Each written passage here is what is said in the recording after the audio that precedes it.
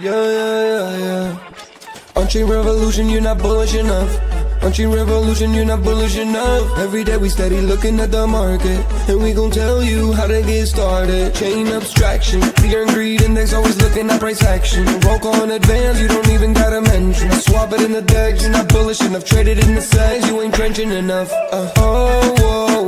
We do that market recap. Too much Bitcoin, gotta go to rehab. Shizzy and Joggle beat. OnChain revolution, network in the art. Every day we go live, baby, you know where we are. We mention all the networks and the crypto. Need some more liquidity, flipping and trading is the recipe. Too many protocols to count. I get high and I'm never coming down. Number go up, then I'ma say peace. Yeah, you thought that I was gonna leave. Yeah, we just getting started, man. OnChain revolution. Every day. Bring the beat back. Eyes everywhere, gotta be careful with volatile meme coins. You can get some bread if you round trip it, then you gon' regret. All this information in my head. BYOR, touch grass instead. Nobody really knows how it's gonna end up today. Somebody gotta tell you what's happening today. I don't let the money change me no way. OnChain revolution, here to stay. Yeah, say I'm Sage, man. Voodoo 2 on the way. Yeah, Nicky's.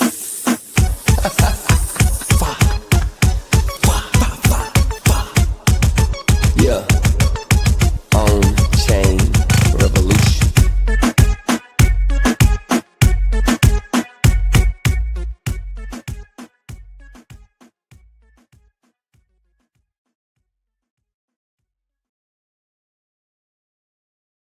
OnChain. Hey, OnChain revolution. Bitcoin not an illusion. Market recap, then I do a roll call. You're not bullish in the vocal. Look at the price action, change. Yeah, send it to the deck. Yeah, sell it through the stack. Ordinal's the best. Too much Bitcoin, gotta go to read. If you end up bearish, gotta put the knee down. Let me see the comments. Look at the fear and greed index. Bridge. Look at the chart.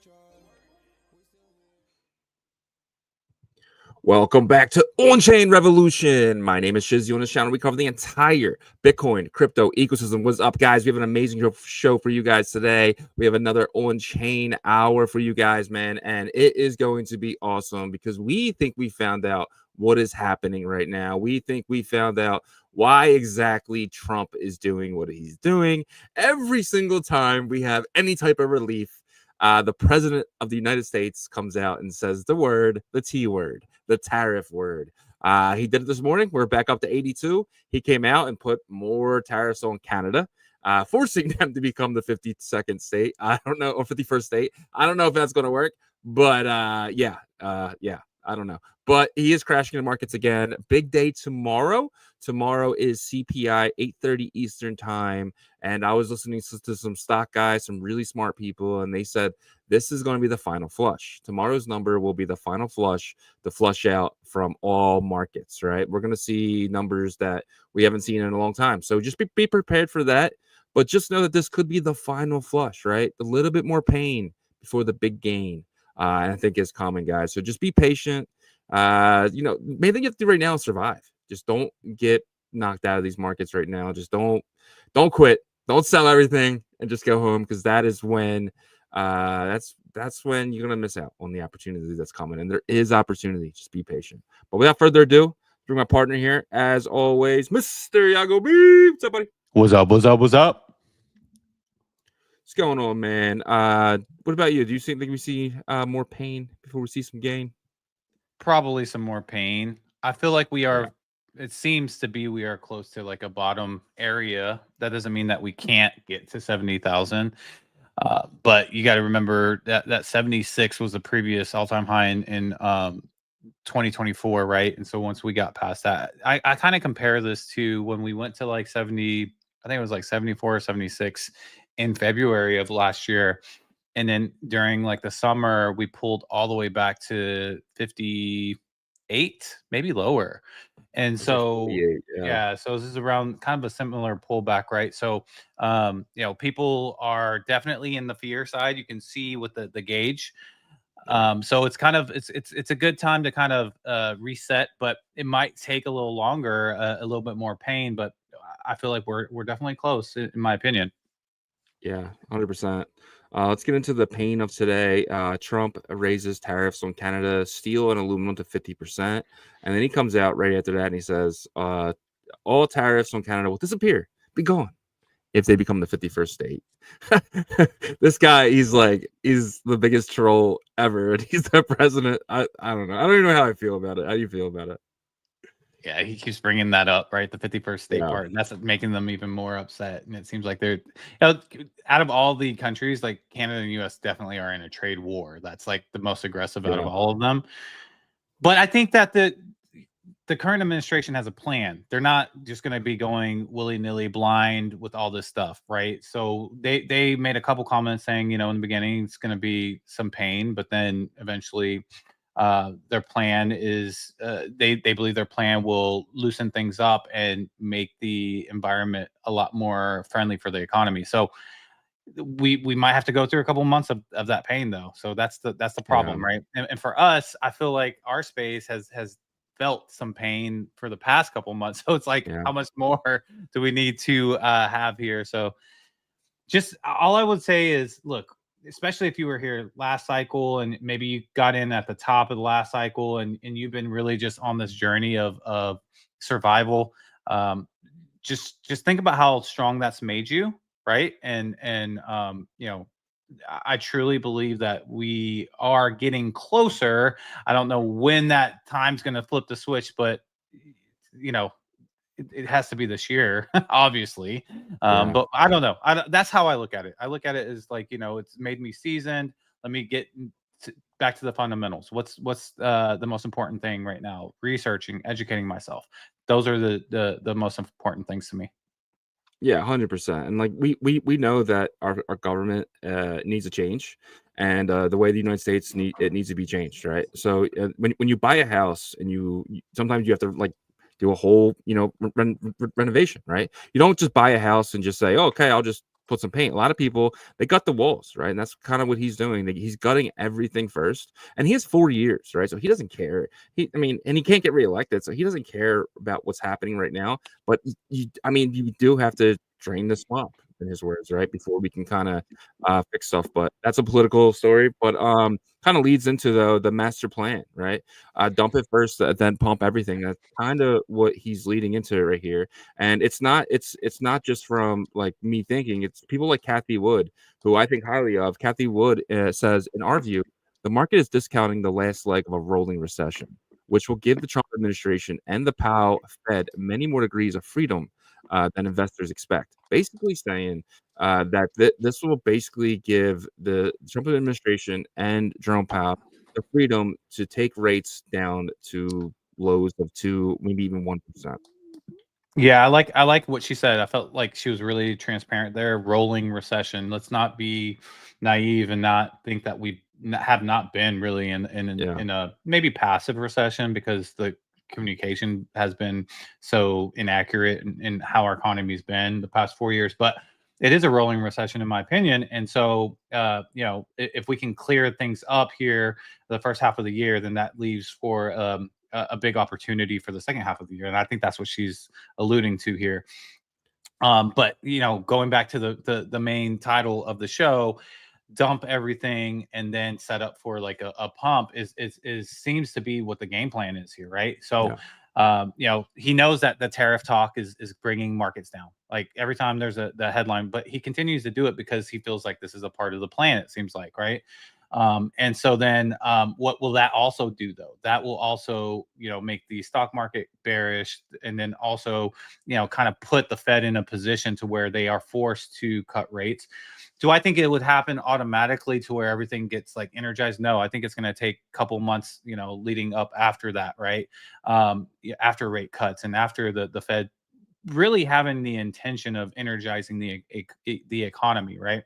and then that can lead to the second half to where there could be a blow off top in Q4. And I believe that. I believe it's going to be prime for a blow off top in Q4. I could be wrong, but that's what it seems like it's leading up to. And there's a couple people that I respect as well that's pretty good with the economy and markets and calling when TradFi pulls back and stuff like that. This guy, I think he's goes by he used to be crypto weatherman, but he's focused more on TradFi now. He called this kind of pullback with TradFi, but he's also saying, we're going to have one more blow off the top before it gets pretty bad in sometime in 2026. So we'll see how it plays out. Yeah. Yep. To add to that, though, Professional Capital Management CEO Anthony Pompliano, we know him as like a Bitcoiner, right? He's been Bitcoin maxi for a long time. He says Trump administration may be intentionally crashing the market to corner Fed Chairman Jerome Powell into lowering interest rates. So this is interesting as well because one way to stop inflation is to make everyone feel broke. Right. That's when you go into cash and when you're in survival mode, you're not going to spend on expensive vacations, which drops the price of that. You're not going to go to the supermarket and spend $400 or $500. You're going to try to find ways to spend $300, which, again, it kind of makes inflation go down, making everyone kind of feel poor. Crashing markets, especially the people in stocks, is another way to kind of push inflation down, force inflation down. 100%. It is a way to force it down. Now, what's going to be different this time versus COVID, whenever they cut rates in COVID, is they gave stimulus out and then cut rates, right? Yeah. And then everyday people were utilizing a lot of that stimulus and stuff to, put down payment for a house. And they looked at the low rates as opportunities to get assets, right? Like houses, cars, whatever they decided to get. This time it's different, right? Because they're going to cut rates most likely without stimulus. And I think the first couple cuts might not do it, right? It's going to take a couple rounds, in my opinion, and then eventually they'll start to stimulate the economy. But if there was a stimulus, if that Doge check did come in, that would obviously expedite it. But I don't think that's going to happen this year, if it happens at all. So it's going to be pretty much just quantitative easing plus rate cuts to stimulate it, and that might take 6 months to do. Yeah, I don't think.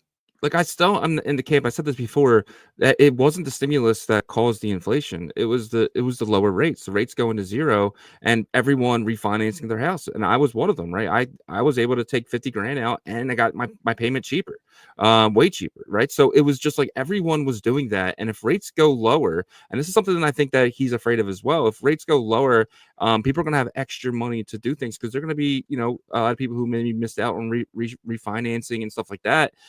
At super low rates like I did, they'll have that opportunity again. I think that was a bigger push than the stimulus was, and I think that they're kind of afraid of that happening again if they get rates too low. People refinancing and then people feeling like real. I think it's different though this time though because it was zero. I mean, my rate was super low. So I can't imagine if they can actually that will ever even happen again, even with stimulus. The difference is that right now people are broke right now. People are broke. So if you bring the rates down, that doesn't mean that they're going to just start buying houses and assets again. You gotta figure out how people can get more, capital. And they can take loans out, I guess, but then they're not going to buy. Well, it's not a loan. Buy it. It's refinancing, right? Yeah, so refinance isn't really a loan. It's kind of like you're taking money at your house, but you're actually doing it and you're getting your rate lower. Well, it depends on how much you owe on your house and all that. There's different factors, right, that go into that. Yeah. So I don't think there's a huge bucket of people that are going to fall into that bucket.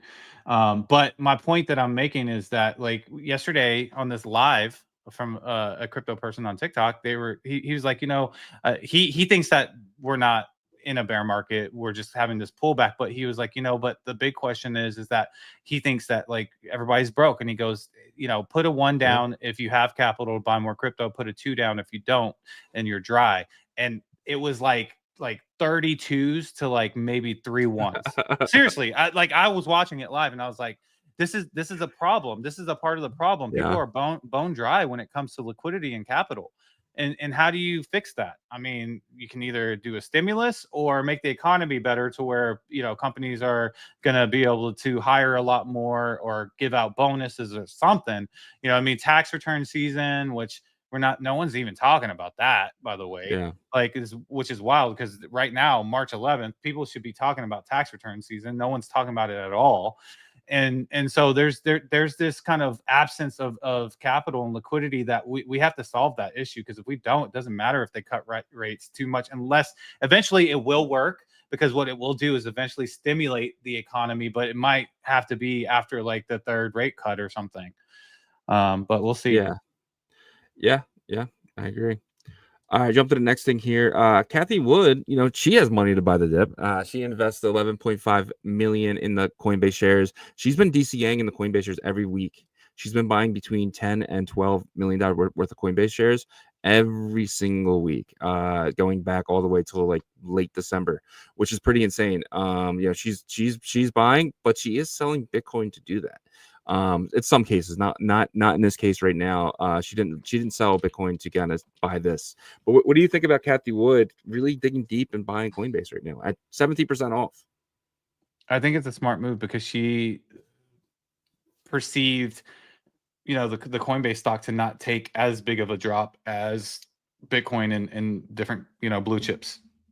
Maybe that's what she's looking at it as more stable in the short term. And I bet you once, things calm down, she rotates back. I bet you that happens, but maybe I'm wrong with that. That's the first thing that comes to my logical side of my brain, is that she's doing it to adjust her risk. And she feels like the coin stock has, less risk to the downside, in terms of, yes, it's going to drop. Everything drops right now, but less of a drop than crypto itself. Yeah, and we did hear that Brian Armstrong wants to make coin a coin. He wants to tokenize the stock, which is going to be pretty insane if that happens. Because I would buy some coin. Like if I was able to hold it in my wallet, I would. Yeah, for sure. All right, here's the next thing here. It might be the reason why she's been DCAing as well. Coinbase is set to re-enter India after gaining regulatory approval from the FIU. Quick question though. Coinbase fees are insane, right? Someone place like India, where Binance is available, you have all these exchanges that are available in India. Why would anyone use Coinbase unless they're getting better deals than we are? Is that what it is? It's gonna be relative to their currency and what the rates are for the competitors. So they won't notice. They won't say, "Oh, Coinbase is like super expensive and this is crazy," because Coinbase is going into a new market. So they're gonna appease the market. They're gonna adjust to the market. So that's why it won't seem like a big deal. So basically, if Binance came here and they were super cheap fees, Coinbase would be forced to drop its fee. I mean, that's a decision that they would make, but but Binance is going to compete within the U.S. market and what that looks like, right? They're going to look at what their competitors charge and go based off of that, right? So it depends. It's just like you buying a Coke over in the U.S. versus buying a Coke in India. You're going to pay way less in India or Thailand than you would from the actual value at the end of the day, right? So, yeah, sure. All right, next thing is huge. Clearstream, which is Dusha Borsch post-trade unit to offer BTC ETH custody to all 2,500 institutional clients starting next month. This is a bank that only does institutional. So Clearstream offering Bitcoin and Ethereum custody is a major step forward toward institutional adoption. So this is the first time where a lot of these German companies, because this is like a German Dutch bank, or I don't know if they call them a bank, but Clearstream basically is a company in Germany that basically helps institutional investors kind of with manage their assets. And now they're going to be giving you custody opportunities for Bitcoin and Ethereum. This really opens up a customer base that really is untouched, especially in Germany and Dutch. And they service the whole world, but majority of their customers are in that EU. I'm surprised that Germany's government isn't more strict with Bitcoin and crypto in general, with their stance that selling Bitcoin off before. Plus they're kind of in the standoff right now with the US in terms of ideology and all this stuff, right? So this is a bit surprising to me, but we do know there's a lot of Bitcoin support in Germany in general, like in terms of the population, right? So just because the overall government might not feel really great about Bitcoin doesn't mean that there aren't like governors or other political areas and districts of Germany that aren't very supportive of it, right? And so this is big though in terms of adoption, right? Germany is a influential country, and so for them to do this is a big adoption event. Yeah, 100%. And this is institutional, right? And institutional investors are going to be coming in this. Like, some of the, some of the biggest people in the world now have opportunities to buy it with their company. They don't even got to take personal risk anymore. You just add it to your balance sheet with some of the Clearstream. Like, I don't know if a lot of these companies can use Coinbase, but now they have another option of using Clearstream. So this is competition to Coinbase as well. So this is, we have some good news with Coinbase. This is bad. If more and more places do it right now, Coinbase is the #1 place to custody your crypto. I mean, everyone's using it here in the US, from MicroStrategy to Larry Fink.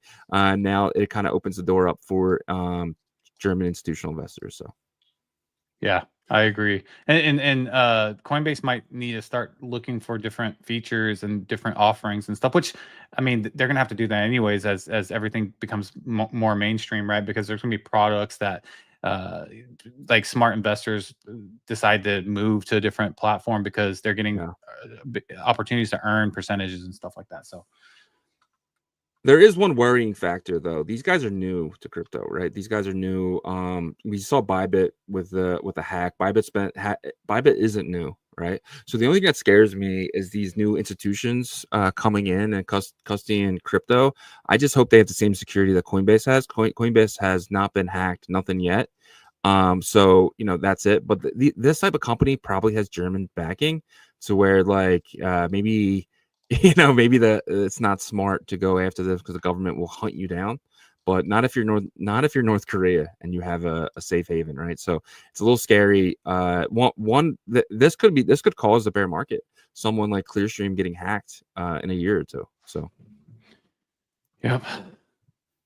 All right. The next thing here is Texas introduces another Bitcoin reserve bill to allow the comptroller to invest more than $250 million. So they did pass the bill saying they're able to buy it. Now they're trying to pass a bill to buy it. This is pretty big. They want to put $250 million of taxpayer funds right now into Bitcoin. As a resident of Texas, how do you feel about this?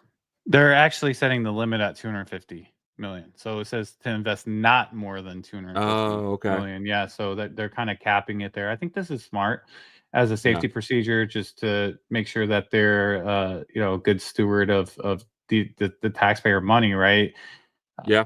I mean, I don't know how I feel about that in general. If it's good, for the state to where maybe they can lower property taxes or something, that would be awesome. But that's going to be way down the line. And I think that needs to be brought to the attention of, from citizens to the state once like Bitcoin is possibly at like $500,000 or something.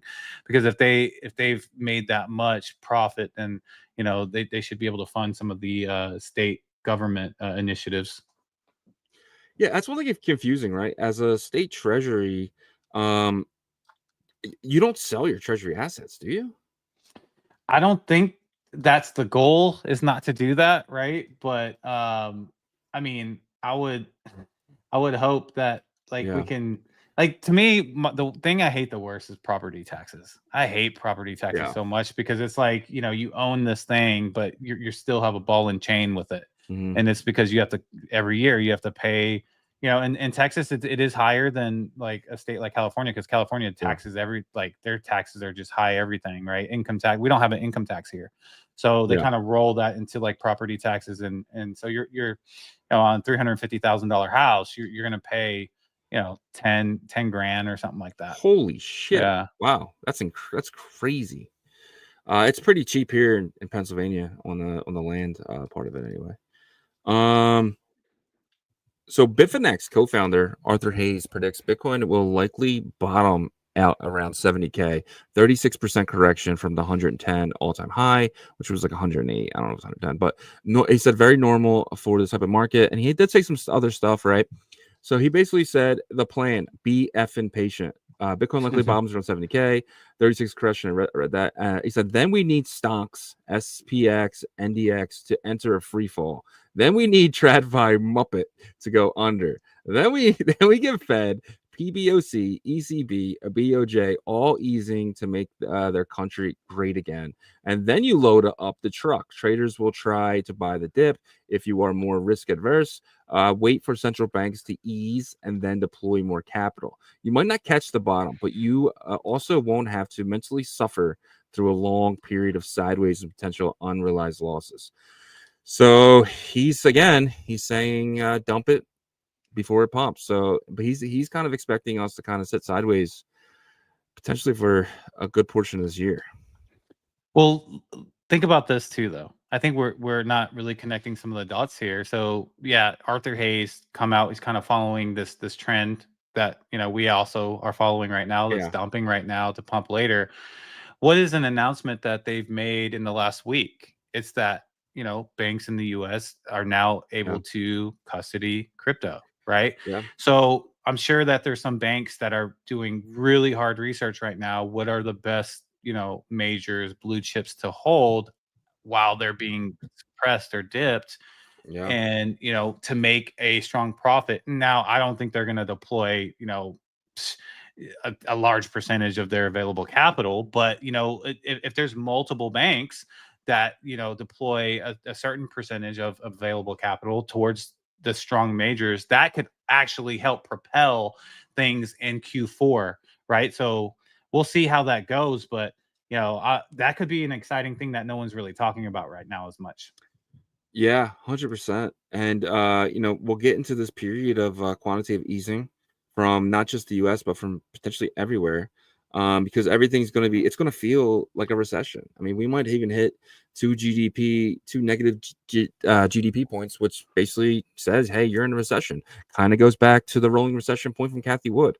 So it's like all these really smart people are all kind of pointing to one thing, and that is short-term pain, which does suck, but it is what it is. But then you have someone like Larry Fink, who, in my opinion, he's just someone who loves corruption and all this stuff. I don't know. But he says, Larry Fink says the U.S. will see more inflation over the next 6 to 9 months. Why come out with this today?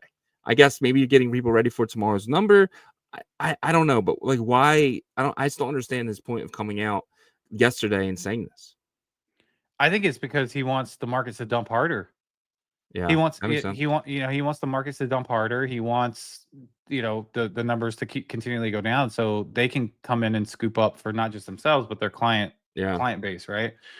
So he's coming out. I saw a video of him saying that the deportations is going to really hurt the agricultural sector of the U.S. and all this stuff. Which, I mean, there's some valid points there for sure. But I think that these farmers and the agricultural sector is preparing, and I'm sure they have representatives that are in constant communication with Washington as well. Because let's not forget, Trump has this open door kind of thing with the CEOs of America, right? And so they're not stupid people in terms of the CEOs and Trump and his team, to where they know that this is probably, there's going to be an expectation of this once they took that move for the deportations, right? So I think that Larry Fink is really just piggybacking on all this negative news right now, because you got to think, like, his buddy, Warren Buffett is in a lot of cash right now. I'm sure that Larry Fink and what their sector of investing is probably in a lot of cash as well, trying to wait for that opportunity. But once you start seeing that capital deploy back into the TradFi markets, into eventually back into Bitcoin and stuff like that, that's whenever you're need to be ready, because I think that's when the boiling will start happening, and then retail will start to try to piggyback. They'll be a little bit late because institutional always gets in first, right? They get out first, they get in first. So who knows when that time period is going to be? But that Q4 keeps sticking out to me. It really does keep sticking out to me. Yeah, I agree. Another reason why I think that maybe he doesn't want this, inflation. He wants inflation to continue, or kind of push that narrative that it will continue. Is that he doesn't want the Fed to drop rates. BlackRock is one of the biggest holders of government bonds. If Powell drops rates, obviously Larry Fink and they're gonna make less money on those bonds, right? So the higher the inflation rate, the more percentage of Larry Fink gets. So if they have like $1 billion in bonds, they're getting, right now they're getting between 4 and 6% on those bonds, which is absolutely insane. And he wants that to continue. That was kind of the reason why I thought that is he's just he's bag biased right now. He doesn't want some people do not want these numbers to come down, the inflation numbers. I mean, do not want the interest numbers to come down. So Makes sense. US CPI report drops at 8:30 a.m. Eastern time tomorrow. Key inflation data to shake up markets. I think, guys, if you're in a long, potentially you're going to get wrecked tomorrow. And I hope I'm wrong, but I'm actually even thinking about taking a short, which probably means that I'm going to lose money. So it might go the other way. But this is looking like one of the easiest bets. I've heard the stock guys saying the same thing. They're gearing up for shorts. But a lot of the times when the market's leaning one way, it goes the other. So who knows what happens tomorrow? Personally, I'm probably not going to make any bets, but I do think, if I had to give away, I do think we're seeing 76,000. I think Mr. Arthur Hayes here is right. We even see 70K by the end of this month. 70K would be brutal. It would be brutal, but I think that probably would mark the bottom here. Yeah. I mean, think about the pullback, right? So 2 months ago, we were at 108. I think it was like the first week of January that we got there. Yeah.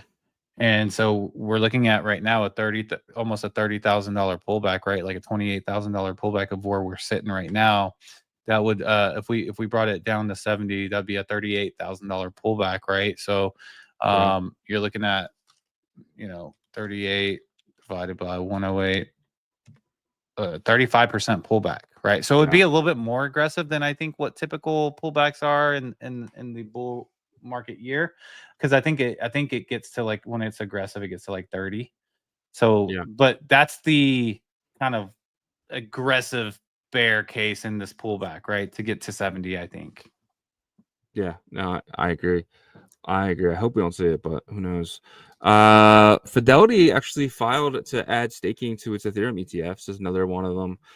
Adding staking to the Ethereum ETF would be absolutely huge because people like Larry Fink and stuff, who want risk on and also yield, would probably think about getting their clients into this.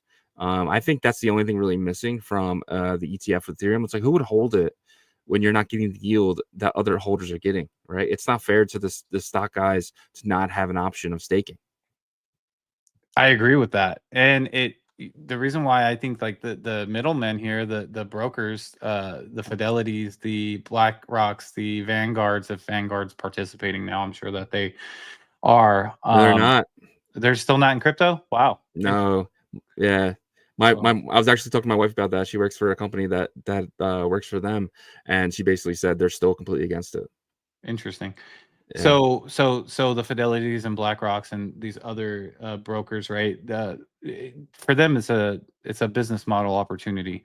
If they can collect 1-2% out of the 6 or whatever the rate is going for staking Ethereum, that's money in their pockets and money in their clients' pockets. So these type of clients, these high-end clients, they're already wealthy for the most part, right? So they don't care about giving them 2% of this, or whatever it is. So I think and these are the quiet, subtle things that I think people got to put in the back of their mind and say, hey, once these little subtle things that are actually impactful down the line start to add up, you got the Fidelity, filing for staking. You got the banks are able to custody crypto now. These little things, these are adding up, dude. And what they are doing is they're building the infrastructure for TradFi's integration, right? And so that's huge. That's huge. But people don't talk about this because it doesn't affect number go up right now. But it will affect number go up down the road. Yeah, 100%. 100%. Cynthia Loomis reintroduces the Bitcoin Act bill, proposing 1 million Bitcoin purchase over 5 years within a 20-year minimum hold. What do you think about this? Like, why do you think she's coming out now and reintroducing this bill? You think it's because of Trump kind of signing that executive order on Friday? Yes, and the backlash from people stating, well, the executive order doesn't state that they're going to acquire more Bitcoin. It's just that they're not Yeah. going to sell theirs. So that it seemed to be like a really bearish event on crypto Twitter and then you saw the price correlate to that. And so I think Senator Loomis is saying, hey, hold on, guys. She actually posted something, I think this morning or late yesterday, that said, for real this time. And then, Okay. and so I think that's what she's alluding to is, hey, we have a bill now. Where are they going to get, the capital to purchase 1 million Bitcoin over the 5? So what is that? That's 200,000 of You'd Bitcoin sell a more year. bonds. I mean, 200,000 right? Bitcoin a year for the next 5 years. If this went through, though, I think the Bitcoin would would shoot to go. over $1 million. Yeah, it would explode. I don't know about that, Yeah. but it would explode nice though. Dude, the sell pressure of the United States alone, and people trying to front run that, and then other countries trying to front run that, it would easily hit 2.3. It would probably crash hard when the buy pressure stopped once they reach their number for the year. But I mean, dude, that would be absolutely insane. But let's talk about something that is absolutely insane and that I hate so much. And then Benjamin Cow was right again, but it's Bitcoin dominance. Is showing signs of successively post breakout, retesting November's 2024 highs in the black into new support. So he's basically saying that this is probably going to happen again. We're probably going to come up here to 63% and continue on our merry way upwards. So we did have a couple fake outs that happened with Bitcoin dominance, but all in, Benjamin Cohen has been more right about this than anyone else. And we're sitting at about 63% Bitcoin dominance right now, or when the screenshot was taken, it looks like it was March 10th at 1510 UTC. So yeah, so we're headed again. We're probably gonna hit that 65. It sucks, but 65% of the entire crypto market is Bitcoin. That's wild. Bitcoin's been strong. Bitcoin has been really, really strong. I mean, even with this pullback at 80K, it got down to 76 last night. I was just like, oh my goodness, this is crazy. The problem is alts are dying, right? Like alts are just... Well, some have bottomed. Well, it seems like it, at least. It seems like it. Like Merlin seems to have found some sort of bottom, and maybe a couple other, but then there's some that are even more shocking in terms of Solana. Yeah. Solana seems to be like, dude. Yeah, like, right. So I think that there's we got to see really, how long, dude, this dominance has been, Bitcoin has dominated. Yeah. That I think the lowest that we saw in the last 6 months was maybe 54%, something around there, maybe. So, and we haven't seen this level of dominance since 2018, right? I mean, crazy. It was just like, it's kind of like 2017, 2018, 2019, 2020 were just build-up years for that 2021 altcoin super cycle. And then, you had, but it didn't really start this time until 2023. So maybe you need those 1, 2, 3, 4 years. So that would mean 1, 2, 3, 4. Maybe we don't see an actual bull market until 2026. Maybe we're so set on the 4 years. Maybe the actual bull run isn't until 2026. Maybe we need to hit to 70, and then we see what we should see in 2025 actually in 26. Could you imagine something like that, where 2026 is the year where we just absolutely explode for months and months at a time? It would be very abnormal, but nothing about the cycle is normal. Like, yeah. It's like Yeah, I mean, I feel very, very good about Q4, but I think, if Q4 does really amazing this year, yeah, I'm a bit worried about 2026, but what can you do? Yeah, we'll see. Yep. All right, let's get into that Bitcoin fear and greed here. So last week we were at a 15, which is crazy. Last Tuesday, 15. Yesterday we were at a 20. We're a little bit better, not much, but enough to kind of get us out of extreme fear. Now we're just in fear. 26. Pretty close. You're right there. 24, dead on. Yeah, I mean, it definitely feels extreme fear. It definitely feels this way. Like, but we like I was thinking about this morning. Once we realized Twitter dried up, and when we were getting like, 16, 18, 20 likes on a post, normally, with some going to 100, 120.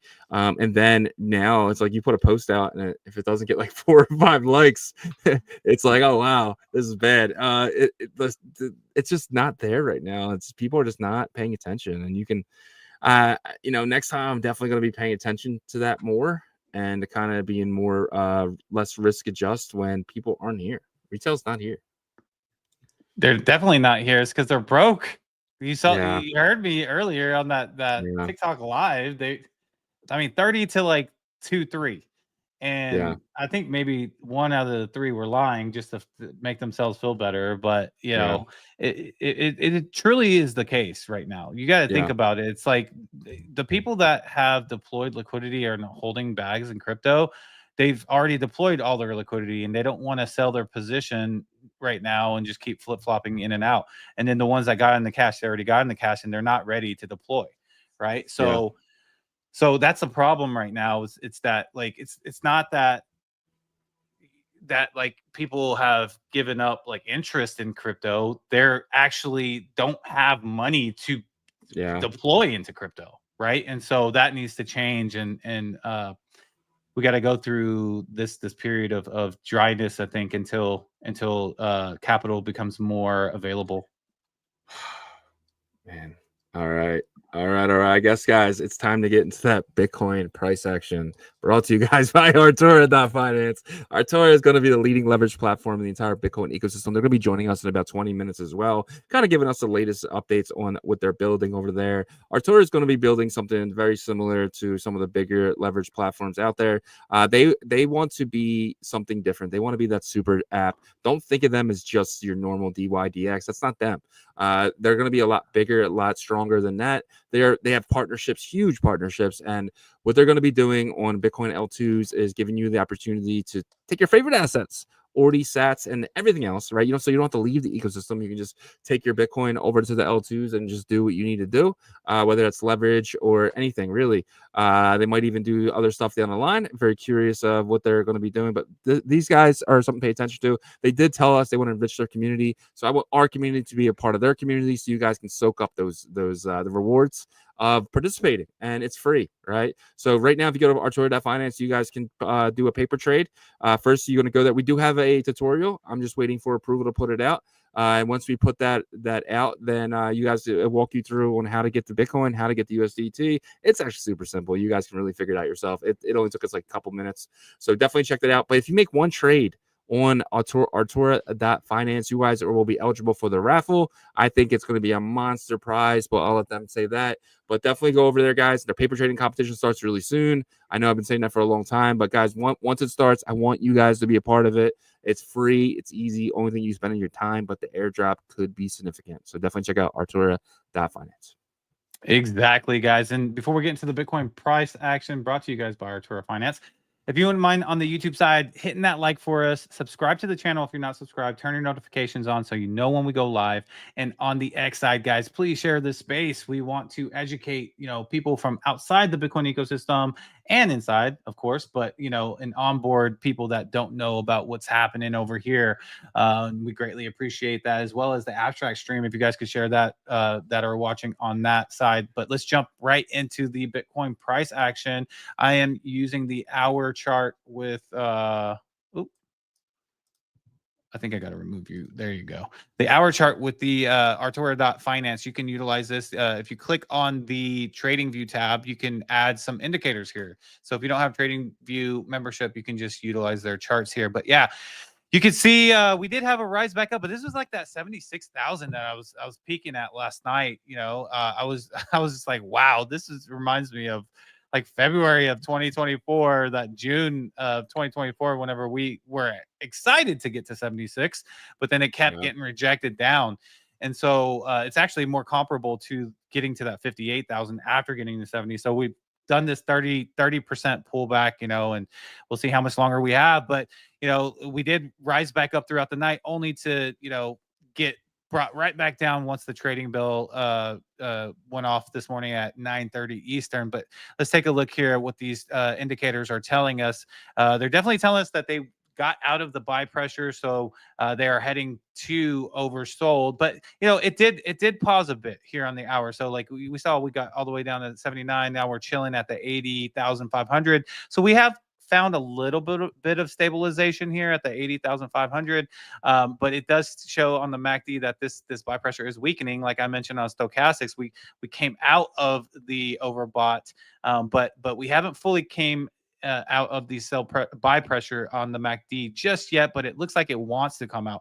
You can see this blue line right here. It really shows you where Bitcoin's price wants to go on the MACD, and it looks like it's made this hook curl down, which is not great, meaning that we're going to see this go down further. This probably kind of come down further. It has stabilized, but maybe it does come down further from what the MACD is showing here, unless this eventually picks back up. Maybe there's some news that can come in. But I would say that if I had to, put some money on it, I would say we're probably going to head back down to like 80,000 range, high 79, but we shall see. So that's what I'm seeing at on the hour chart. Let's take a look here on the 4-hour chart here. And the 4-hour chart says, look, we've came down a lot, right? We've been down here and oversold in stochastics. And the 4-hour charts, it seems like it's tired of selling down, which is, possibly a good thing. You can see the 4-hour MACD leading indicator line does look like it's almost ready to make that, like, finalize that hook tail up here, but we do need that hour time frame to get a bit more bullish. Now the stabilization that we're seeing, at that like 80,500, that could be a good sign, but it looks like it's already dropped down to 80,200. So if it does make that move down, we get to 79.5 for here in the next couple of hours or something like that, 79,000. This will probably break back down a little bit more flat, and then if we continue down leading into the CPI data tomorrow, then this will probably be down and we'll form another dark red candle here. But if we do have some good, price action on the shorter time frames, we could get out of here on the 4-hour, and that would give us 2 days. I don't think that's going to happen though, because tomorrow is the CPI. I think we probably stay a bit stagnant between that 80,500, maybe 81,000 from 79,500, kind of just fluctuating back and forth until we get that CPI data to make a distinct, move up or down, depending on the data and depending on the sentiment and depending on what TradFi decides they want to take it at 8:30 tomorrow. Yeah. Ugh. Yep. And then one last thing, I've been showing this every day, so I want to show this again here. But this is the liquidation levels of the shorts and the longs here, and it looks pretty dry here for the long liquidations. Now we keep moving down in price because we're moving down in price, right? So you can see like the pockets are lower. The 74,300. It's kind of like there's a little cluster here, and then you see some in the 75 to 76,000 range, but it's nothing compared to the shorts that have built up here, right? Like, I mean, look at this. This is like really thick and like it's like you can see that like there's so much liquidation, possible liquidation if we run back up. So I think market makers probably licking their chops for this run back up, but they're going to be patient with it because it's a game of chess for them, and they're playing against horrible chess players, as in us, the market. so it's easy. They don't need to hurry up and get that. It's like they know they'll get it, So anyhow, that is what I'm seeing for the Bitcoin price action, guys. I wish it could be prettier, but I will say this: stay strong for the people that are in the chat that I see every day in here. You got Chief Axel, Zeesh, Danny Boer, Patipoo. Even though Patipoo is claiming that we are officially in the bear market, I think we're just in a short-term little bear market here. And many more that are in here. Like you got Pelpa and Superfan and Steamy J. All you guys, I'm not gonna go through it. Chizzy's about to. So, but you guys are staying strong. You guys have been here through the ups and downs. It's not the time to give up, in my opinion. And so let's just stay strong together and keep learning. That's the biggest thing. So that's the Bitcoin price action for you guys. Hopefully I ended that on a positive note. Are you any good at chess? Me? Yeah. I'm not gonna lie, man. Like I want to be, but I don't put enough time into it to be good. Yeah. Like I mean, like I I'm probably like just like an average beginner player. Yeah, I'm probably pretty much the same way. But I was thinking if the market's getting worse, we can just become Chess Revolution and just. No, I'm just fine. I'm just I fine. don't know about that. Let's jump into that roll call here. First is first on the show, and let's see who it was. And it was Danny Boy. Shout out that Danny Boy D Blocks himself, back from vacation. He says, "I'm back, baby." And Danny, it is your number 10. Danny, congratulations. I went back and I made sure of it. You won February 28th and March 3rd was your last 2 wins, and today on March 11th you have victory number 10. You are up there with WebDro. WebDro has 12, you have 10, and PJNZ has 7. It's a 3-man race at this point, but guys, there's plenty of time for you guys to come back. We have another 9 months to go. We're going to be picking winners on the 31st after that roll call. We will see. And then the winner of the first place prize will be a frog. We are going to announce a second place prize, and we're going to announce a third place prize. So definitely check that out. So right now, the 3 winners will be WebDro, Danny, and PJNZ. But again, you guys have plenty of time. But let's move along here. Kai Effect is here. He says, first to like. And then Danny said, sorry, Kai. I got that too. So shout out to Danny, my guy. The confidence there. WebJo says Danny Boy first and hungover. Mr. Hanky says LFG. Danny says yes, but recovering. WebJo, these markets need to do the same. Yeah, 100%. Danny is back. PJNZ says. WebJo says manifest recovery. Manifest destiny is now manifest recovery. Shout out to you guys, man. Manifesting. Says Danny. WebDro says CME gap filled, a turning point. Let's go. Yeah, I know. I saw that too. And then Trump came out and was like, nope, we want to tariff Canada more. And it did bounce back. I'm seeing 81 again, so it's not terrible. Yeah. No is here with his Nuki. Shout out to No. Shout out to the Nukies. And DJ Clitty Litter. I can picture him on like one of those radio stations. DJ Clitty here. CBJ is here, super fan every single day. Appreciate you both, you guys, man. Super fan says Danny has no clue about our concern for his kidneys. Welcome back, bro. Yeah, dude. If you need a transplant, Danny, Yagobi said he got you, so he said he has 2. I don't think my kidneys are good. I did too much drinking in my 20s and 30s. Superfan says, funny thing, I created a new channel at my Discord. PJNZ showed up saying first is first. Hell yeah, that's our guys, man. That's our guy. That's hilarious. Patty Poo is here. Sup. Patty Poo says, everyone's still in a bear market denial. Patty Poo, I'm not gonna lie to you, bro. I was thinking about this over the weekend. I was just like, I like to kind of throw all my thoughts out there and kind of think about them. And I mean, in a bear market, every single time there's good news, which we've seen over the past couple of months, it goes down, right? And in a bull market, you can buy a dip and make money. Right now, if you buy a dip, you cannot make money. So we are not in a bull market. So the only other market we can be into is a bear. Is there a market that's not bull or bear? I wasn't sure. What do you think? Is there a market that's not bull or bear? Can you be sideways?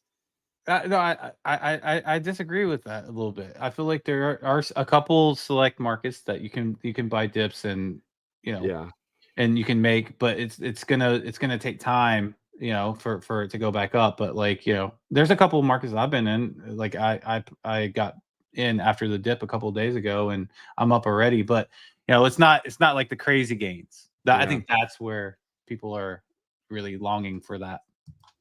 Yeah, I agree.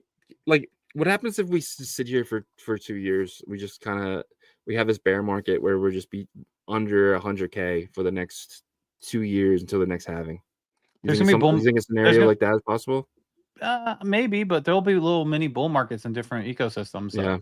Yeah. I mean, I think that's one thing that has established between last cycle and this cycle is there's different pockets and different ecosystems and environments that will, kind of rotate liquidity even during bear markets. And we saw it with Ordinals for sure. That was different. It was unique because it was innovative and stuff like that. But you also saw it in a couple other ecosystems as well. Yeah, 100%. Tim Baker says, I will watch a little later. You guys are really messing up my drinking time with this time change. Bro, we didn't change the time. The U.S. government did, and we're just obliging, I guess is the word. But, yeah, I don't know. Sorry, bud. I mean, I'm glad you are watching. I appreciate you, Tim. Patty Blue says, "Don't be sad. Fortunes are made in the bear market." Yeah, I wish you would have told me it was the end of those. I could have took profit. ASAP Benji says, "GM." Zeesh is here. Shout out to Zeesh, man. You've been 2 days in a row now. Hey from Wales, great buying opportunities right now. And then DJ Sats. We got 2 DJs in our shit right now. DJ Clitty Litter and DJ Sats. But he said sad bear market. Yeah, I agree.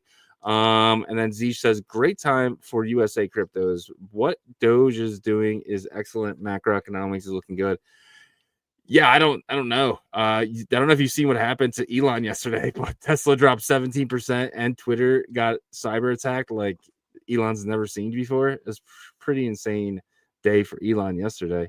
And probably because he's Doge, right? I mean, that has to be the reasons why. So I mean, everything just it's right now. Yeah. There's like this ideological war that's happening in the globe, but and that has a lot to do with what's happening in general. But yeah, eventually that will calm down.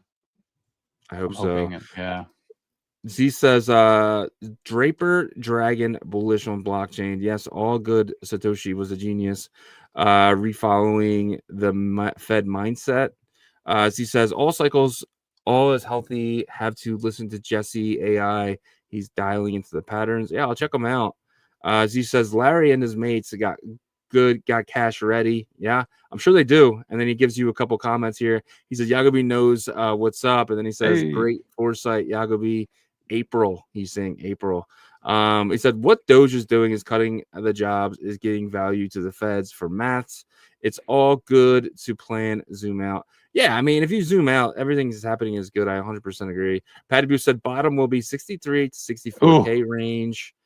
Danny said, I'm scared. 2 crying emojis and a crying laughing one. Zeke said, what is the weekly? I think you eventually did cover that. Did you? I'm not sure. What is weekly? Weekly. I don't think I covered the weekly, but Yeah. let me see. I could look at Let me that. finish this quick. Chief Axel is here. Shout out to Chief Axel. Curtis Barnett, your first time here. Thank you so much for coming in here. I really appreciate you being here and making roll call. Shout out to you, my friend. Danny Boy says plenty of time, and then Z says, I am game on. Let's get it. I wish I had the energy Z has right now, bro. I mean, yeah, for sure. Here, I'll pop on the weekly real quick. Yeah, we got 4 minutes anyway. All right, Zeesh, this one's for you. The weekly. Well, I mean, at least we're starting off green, right? And we are definitely respecting the 50-day EMA. So that's a good sign. That is a good sign. Now, this is so disgusting. Oh my God, dude. Last week was horrendous, bro. Oh my God, look at that. But the good thing is we have respected the 50-day EMA. If we break down below this, man, the last time we did that, clearly, I mean, like we wicked, but like clearly broke down and finished was in September. Wow, September. Right before a pump, though, right? Yeah, it was right before. Yeah, it was right before a pump. You know, so and the last time before that too, like that's kind of a bull market like push. Look at the last time as well. Last time the weekly touched that lower line right here. Yeah, and then look what happened. Yeah, but dude, this no, you don't. We don't want this. This was 1, 2, 3. It ended up being 5, bullish. 6, 7, 8, 9, 10 weeks. It took 10 weeks to get out of the 50-day EMA channel. And like, okay, so this is the channel, guys. So breaking below is technically breaking below it, right? But I think danger zone starts when you break into the top part of the channel. Obviously, you can see right here. But the last time we actually broke below and made like a final candle here was in 2023 of March. So 2 years ago. You know, but damn, that was a huge candle, bro. Yeah, I know. Goodness gracious. So we broke here and then, but yeah, I mean, look, if you look here, this is consecutive weeks of down, and then there was some relief right here. We're kind of going through that, right? You know, consecutive weeks of down, and then maybe this will be a relief. The next couple of weeks will be relief rally. I don't know. I mean, but then you compare kind of like the MACD on the weekly to something like this. And I mean, if you look here, like, okay, that looked kind of significant. But if you look here, man, that looks like freaking like nasty significant. You know what I mean? Yeah. So it's like way worse that, than anything before. yeah, that sell pressure is just like really strong, right? And so for us to kind of come back here, like just to lighten it up and get like a white candle in the MACD, we would need like a probably a little bit bigger green candle than this, and then eventually we could get out of it, but it would take multiple green candles in a row to start that buy pressure back up. But yeah, that was fun taking a look at the weekly. Maybe I'll do that from time to time. Yeah, if that's the thing too, I think we have to go touch that line, right? Whether it's going to be 10 weeks or 2 weeks like it was last time, right? So it was 10 weeks to when we first reached it, right? And then it was like 2 weeks. How many weeks was it the second time before the last up to 100K? We went into that channel. How many weeks before we got to 100K? Before we really flew up. Before, like, you know how we went back down and we wicked down to that bottom line? See how on that one we wicked down to that bottom line? Here? How many weeks was it? Yeah, from touching that line until we broke out of that little you mean like basically after this? So 1, 2, 3, 4, 5. So that fifth week, and there's no way that you're gonna know here. Yeah. I mean, yes, you see like a rise up, but like you're still in disbelief though, right? Because you gotta remember, like you have 1, 2, 3. I mean, like you got faked out right here for sure. Yeah. On this week. And then so like your disbelief, but that's whenever it really started. Was that it took about 5 weeks, and then you had 3 consecutive solid weeks, right? And then a little correction, and then this was like an amazing like rise up here to that. What was that? 100K, like right at that $99,000 mark. So yeah, I mean, love that chart. It's a good chart. Yeah, definitely. Thanks, Deesh, for bringing that up. We'll go over it more often. Let me grab his comment out of here. All right, guys, it is time for our Tuesday segment. Every Tuesday at 12 p.m. Eastern time, we have the guys from Artura.finance join us. Artura, formerly known as BitPerp, they have rebranded to something special, and they're not just going to be this leverage trading platform. They'll be much more. Think of a super app. We talk about them every single day before the price action, but it's looking like they're joining us again today, so let's pop them up. Instant, welcome back to OnChain Revolution. Hey guys, thanks for having us. Yep, thanks for joining us, man. So you guys have all obviously been pretty busy, just getting the rebrand out and then getting ready for mainnet and doing a lot of, ramping up with the marketing and just like spaces and all this stuff. We had you on the Ordinal Hive spaces as well last Thursday. So what's been going on in terms of like the team? Are you guys like just really focused for this mainnet? What's the mindset at right now? Yeah, so fresh off the rebrands, like right now we're fully focused on developing the app for mainnet. So doing a lot of stress testing, trying to fix as many bugs as possible from all the user feedback that we're getting. But we're really excited. This hasn't been officially announced yet, but I'll do it on Chain Revolution. Is that we are going to be launching on a Hemi mainnet as our first mainnet launch. Officially. Nice. Let's go. And for the audience that doesn't know what Hemi is, because let's be honest, there's a lot of Bitcoin layer 2s, and they're going to get familiarized with them as we get closer to kind of like this ecosystem being developed. Could you explain what Hemi is and maybe educate them a little bit on it? Yeah, so like Hemi is a Binance-backed Bitcoin layer 2.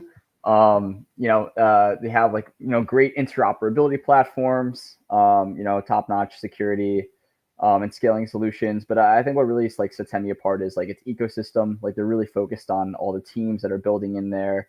Yeah, their cap table is really nice. And also like being like a Binance-backed layer 2. They have like amazing support from Binance. They are going to be eventually doing an incentive campaign eventually as well, along with our future incentive campaign.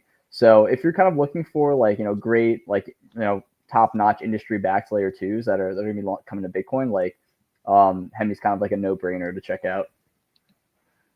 Definitely. Yeah, man. And I think people are still, even in our own ecosystem, is sleeping on the Bitcoin ecosystems, like what it's going to look like here in the next 6 to 12 months. Because, I mean, you got like Binance Labs, you got, OKX, you got like Coinbase, Ventures, and they're all investing in Bitcoin layer 2. So, we expect big things from this sector of the Bitcoin ecosystem. But like, okay, so launching on Hemi, is Hemi going to be a part of your plan to kind of dominate the Bitcoin layer 2 ecosystem? And what else do you guys have planned to do that? Because that's a big task, I believe. Yeah, so the one thing is that like I think like the momentum right now is really shifting to institutions and a lot of like very security focused.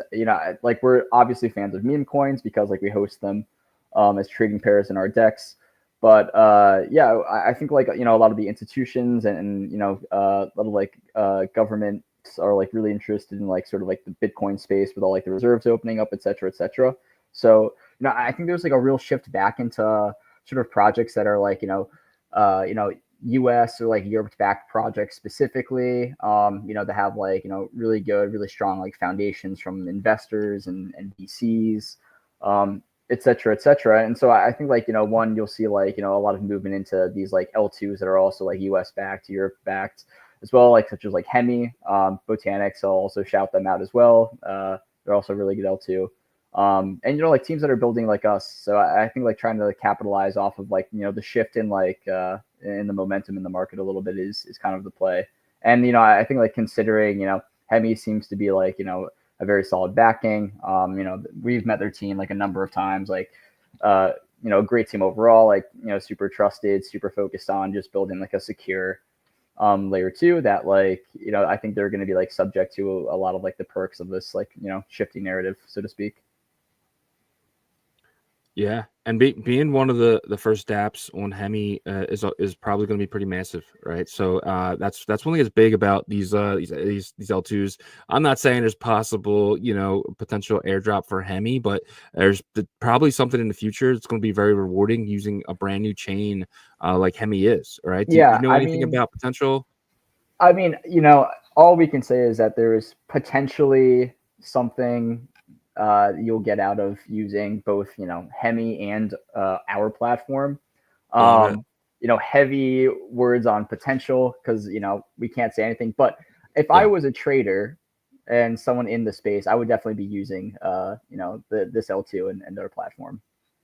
You heard them, guys. Make sure you guys are using this for sure. Guys, come on. It's a bear market. I mean, technically, right? So you don't have any money anyways. You don't have any money anyways. Might as well. I'm trying to get an airdrop. Exactly. Bro. No, Use the platform. Potentially. Potentially. No, but I mean, come on. We've been around the space for a long time. A lot of times you are heavily rewarded for using chains. Not saying you're going to be rewarded for this one, but it if history repeats itself, and a lot of times it does, that there's going to be an opportunity here. That's not just for Hemi though, too, right? You got I highly recommend especially guys who don't have a lot of money but have a lot of time on their hands to definitely participate in everything new that doesn't have a token, because that opportunity. And also like just to also like add here too, like because of like their Binance backing, like if there was a token that they had coming out, like their listing on Binance would probably be a lot quicker than let's say some of the other tokens out there. Yeah, that makes that's alpha. That's huge alpha today. Thank you for dropping that on our show. I'm just as happy for our community members who are going to hear this first, right, and have that opportunity first. So that's the best part. Yep, I agree. Instant. So I made a post yesterday, actually, when I was on my way to the grocery store, and I talked about how people are freaking about in the markets right now, from a retail user standpoint, but like several of our partners, including you guys, have been getting additional funding, just heads down, building focused partners, all this thing.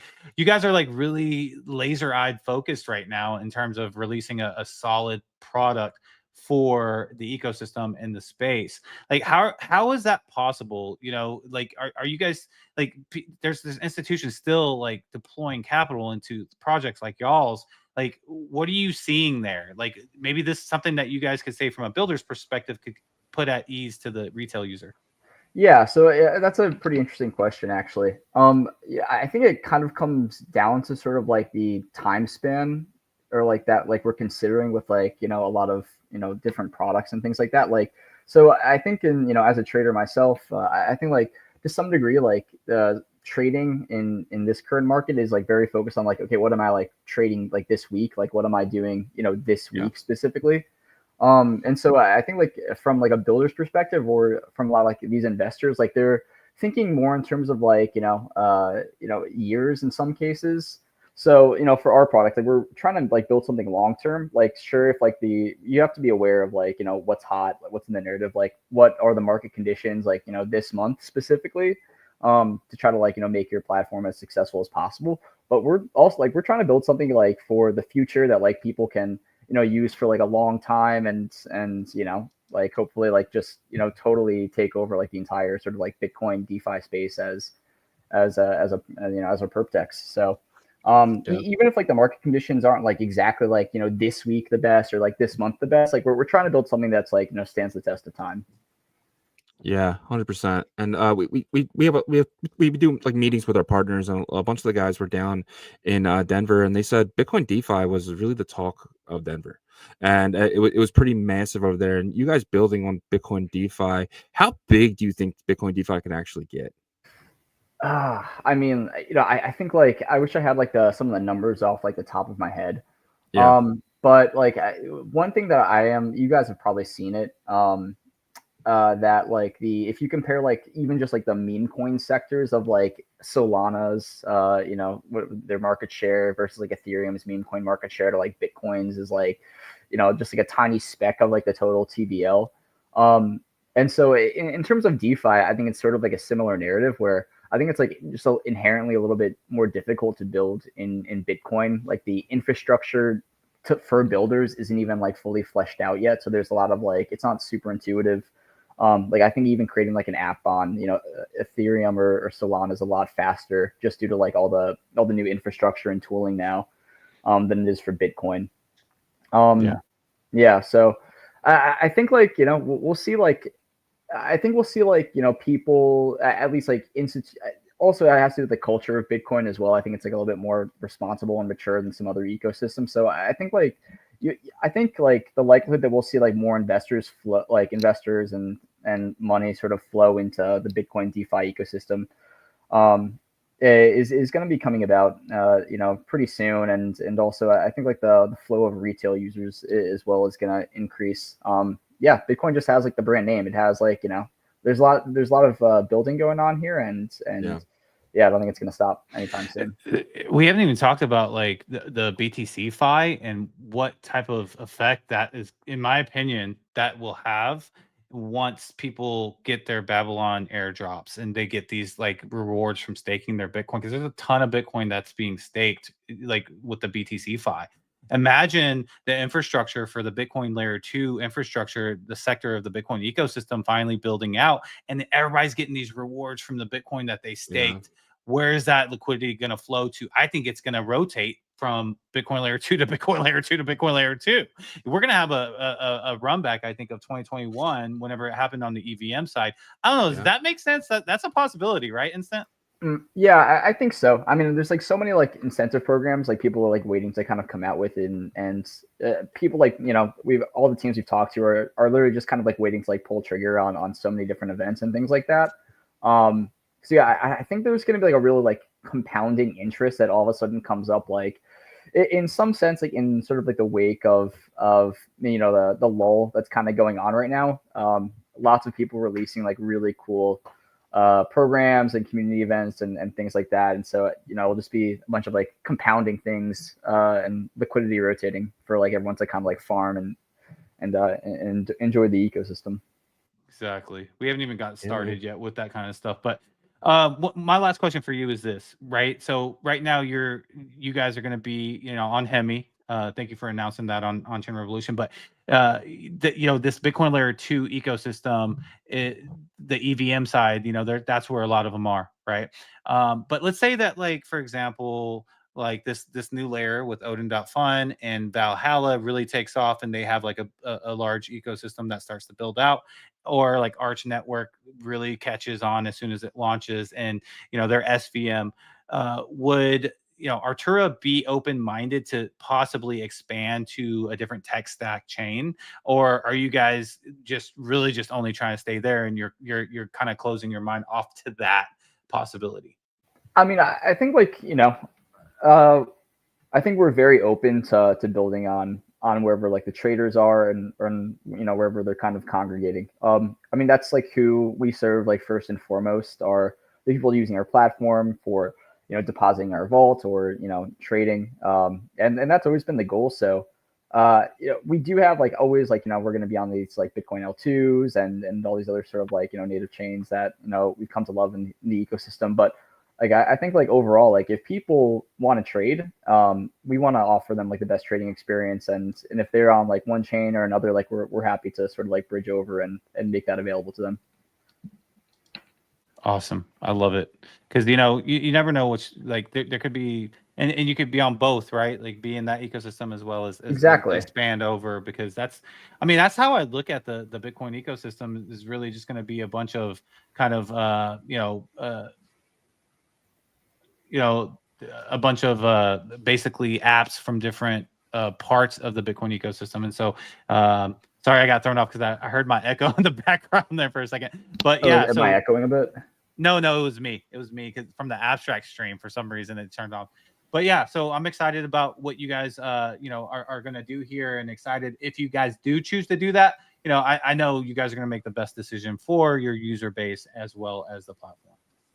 Yeah, but always staying connected to, I think, the Bitcoin ecosystem first and foremost. That's truly where we believe like the future is going to be. So that's where all our bets are on.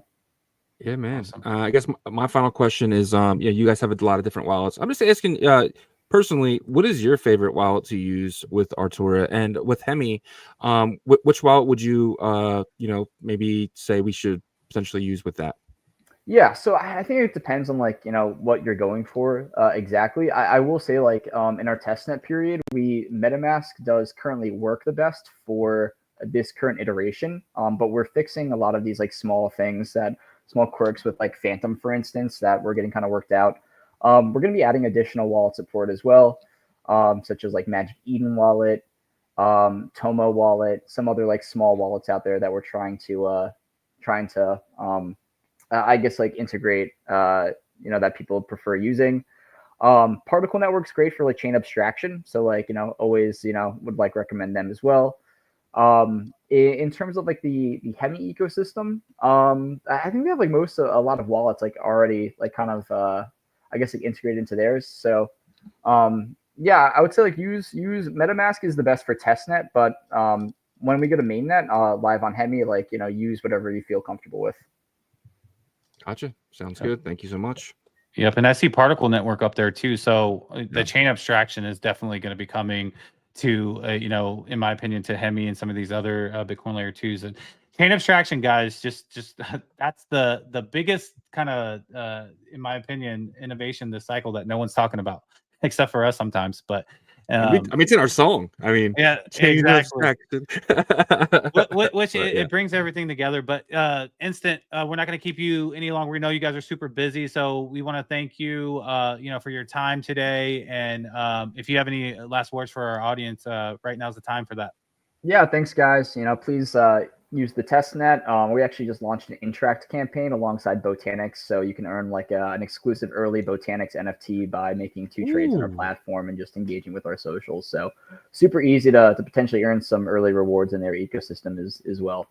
But yeah, other than that, thanks for having us. Yeah, Definitely. man. Awesome. All right, Awesome. and so Thank you. we'll see you next week. Yep. Bye. Bye. I didn't even think about that, about potentially getting rewards for using Botanics testnet, right? Like it didn't even really come into my head, but by making these trades on Botanics, like not only am I potentially earning that NFT that he just said, I'm going to look into that like right after the show, and maybe we'll tell you guys about it tomorrow for Bitcoin price action, kind of making sure I want you guys to get that NFT because they're not supposed to have a token Botanics. That is the one chain that they're saying they won't, but I mean, we usually know how these things work, right? They don't have it until they have it. So definitely want to get that NFT. I think that could be really, really big. So yeah, and we should do a pre-record of an episode of like the top 3 kind of farming airdrops right now in our ecosystem, because there's so many. Like almost every partner that we have has some sort of like incentive to utilize their testnet, as well as like the popular platforms right now. You know, you have Odin, you have so many things. So maybe you and I get together, because at the end of the day, right now, I like everybody is broke, right? So at least you can use your time, because we have learn that Magic Eden airdrop. If people that were in this space every day, you probably got at least a 4-figure airdrop, probably a 5-figure airdrop. You had the rune stones that 4 or 5-figure airdrop, same thing. And then you have pizza with Unisat. You have party. So there's definitely opportunities for like 4-figure to 5-figure, and if you do more, even higher. So we want to give you guys that education. Yeah, 100%. And I've already done a couple swaps on Botonics as well. Maybe we can show that for the we'll go get into BitPerp for that, but actually kind of show the Botonics ecosystem, because I've actually been playing around over there on their testnet, just trying to make sure that I'm eligible for any type of reward that they're doing. But I got a few more things here. Solana revenue has dropped 93% last week from its January high, according to data from DeFi Llama. So 93%, dude. Solana, that's way worse than I thought it was going to be. The on-chain activity is almost nothing right now. Pretty crazy to think about. It also makes me think that there was a couple organizations that were doing a majority of that manipulation, right? Because I mean that makes sense to me. I just can't see 93% of a bunch of small users saying, okay, I'm turning it off right now. You know what I'm 100%. Saying? So if the revenues drop this much, I bet you there was about 3 to 5 big cabals that deployed massive amounts of capital once these things were happening, and they have exited because like the small guys that they were leeching off of said no more. You know what I mean? And now they're not going to like cannibalize each other. So I don't know. That's conspiracy theory style thinking, but it makes sense, doesn't it? It's not. Yeah, I don't think it's conspiracy style. I think it's actually what happened. Like I truly think that. I think through Solana's just been such a bad thing that happened in the last year. I mean, a lot of people made a lot of money, but most people lost money. I think it's like 96% of the people who use Pump Fund lost money. That money got to be on somewhere. So, so I want to get into this real quick, and guys, let me know if you guys don't want me to get into things like this. But yesterday, I was playing Kingdom Come Deliverance 2, and I was watching like a game. It's awesome, but you have a lot of downtime to kind of walk from place to place. So I was watching. I watch videos while I'm just walking around, and so one of the videos I watched yesterday was the man, the myth. If you guys don't know who Gavin Wood is, I highly recommend you looking into him. He was basically the inventor of EVM, Ethereum Virtual Machine, and now he's actually created this new thing called Jam, which stands for, I want to make sure it's right, Joint Accumulate Machine. So it's basically a new version of EVM. And what this is, they're taking EVM account, what's it called, account-based model, and then they're taking UTXO, which is what Bitcoin, and then they're taking WASM, which powers a lot of the Cosmos type of stuff, and they're jamming it. And that's the point of Jam. They're jamming it all into one virtual machine.